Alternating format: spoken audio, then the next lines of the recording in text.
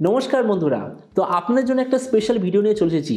দেখুন, আমি অনেক দিন ধরে একটা খবর পাচ্ছিলাম আইকুর একটা স্পেশাল স্মার্টফোন লঞ্চ হতে চলেছে।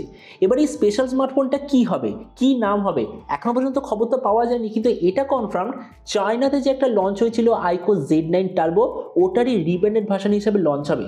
আর প্রথমেই বলে দিয়েছি, নাম সম্বন্ধে এখনো কনফার্মেশন পাওয়া যায়নি, শুধু জানা গেছে যে ওই 28 থেকে 30 হাজারের মধ্যে লঞ্চ হবে আর ফেব্রুয়ারির মধ্যে অফিসিয়ালি লঞ্চ হয়ে যাবে।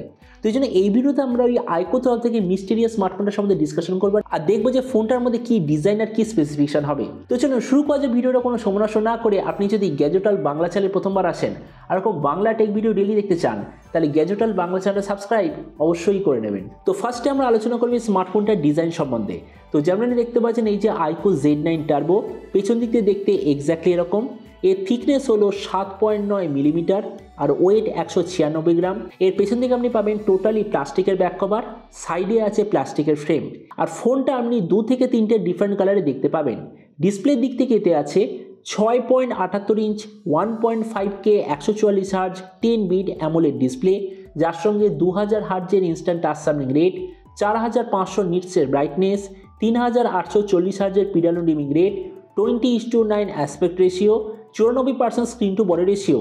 ডিসপ্লে যে সার্টিফিকেশন সেটা হলো HDR10+ সার্টিফিকেশন, আর তার সঙ্গে স্কট সেন্সেশন আলফার গ্লাস প্রোটেকশন। তার মানে সোজা কথা বলতে গেলে প্রাইস পয়েন্ট হিসেবে এই যে ডিসপ্লেটা সত্যিই খুব ভালো। প্রসেসরের দিক থেকে এতে আছে Snapdragon 8S Gen 3 5G processor, তার সঙ্গে 6000 মিলিমিটার স্কোয়ারে আশেপাশে একটা ভেপার কুলিং চেম্বার আপনি পেয়ে যাবেন। ক্যামেরার দিক থেকে আছে 50 আর 8 মেগাপিক্সেলের ডুয়াল রিয়ার ক্যামেরা, তার সঙ্গে 16 মেগাপিক্সেলের সেলফি।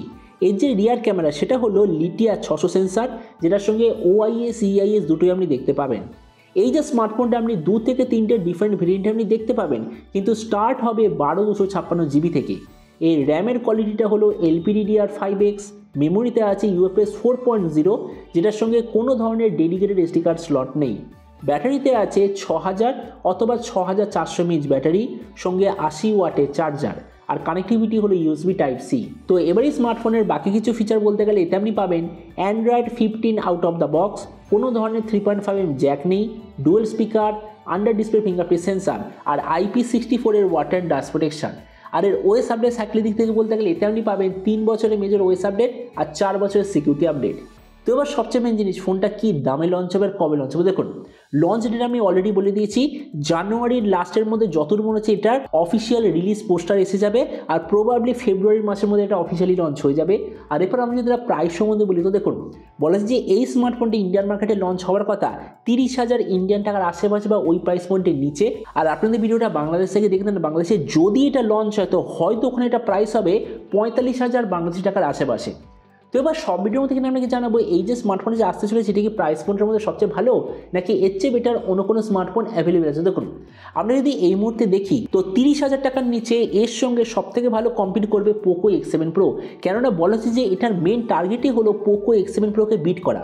তো আমরা যদি পোকো X7 Pro এর সঙ্গে কম্পেয়ার করি, প্রথমত ডিসপ্লে, এই দিক থেকে আমি বলবো আইকো একটু বেটার, কেননা একটা জিনিস মনে রাখবেন, পোকো X7 Pro আর যে আইকোর এই ফোনটি, এটার মেন টাস্ক কি, সবথেকে ভালো গেমিং এক্সপিরিয়েন্স। আর সেই দিক থেকে ডেফিনেটলি আইকো বেটার, কেননা আইকোতে আছে 144 হার্জের রিফ্রেশ রেট, পোকোতে আছে 120 হার্জের রিফ্রেশ রেট। তাছাড়া প্রসেসর, এই দিক থেকে আমি বলবো দুটোর অ্যাকচুয়াল পারফরমেন্স অলমোস্ট সেম, কিন্তু আইকোর যে কুলিং সিস্টেম সেটা অবভিয়াসলি পোকোর থেকে বেশি, আমরা সব ফোনের মধ্যে এটা দেখতে পাই। তো ওই জন্যই আমি বলবো দুটোর অ্যাকচুয়াল প্রসেসর প্রায় সেম হওয়া সত্ত্বেও পারফরমেন্সের দিক থেকে আইকো হবে একটু বেটার, কেননা এর কুলিং সিস্টেম পোকোর থেকে বেশি। নেক্সট হলো ক্যামেরা, এই দিক থেকে দুটো এক্স্যাক্টলি সেম, কেননা দুটোতেই সেম ব্র্যান্ডের তরফ থেকে সেম সেন্সার আপনি দেখতে পাবেন। তো এই জন্য ক্যামেরার দিক থেকে এক্স্যাক্টলি ইকুয়াল।